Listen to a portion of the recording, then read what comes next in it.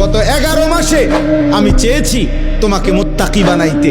আমি 11 মাস ধরে বলছি ইত্তাকুল্লাহ ইত্তাকুল্লাহ ইত্তাকুল্লাহ, আল্লাহকে ভয় করো, আল্লাহকে ভয় করো, আল্লাহকে ভয় করো, আল্লাহকে ভয় করো।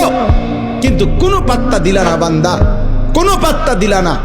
ঠিক আছে বান্দা, যাও, আমি আল্লাহ আবারও দয়া করে সব বাদ দিলাম। 11 মাস বাদ, যাও, একটা মাস মাত্র এবার, আইয়ামাম মাদুদাত, 30টা দিন গোনা গোনা, 30 দিন, 31 দিন হবে না, 32 দিন লাগবে না, 30 দিন, 30 দিন, কথা কথাই, প্রয়োজনে একদিন কমায় এলামু, 29 দিন, হয় 29 নয় সর্বোচ্চ 30। 30টা দিন তুমি রমজান পালন করবা, একটা গুনাহ করবা না।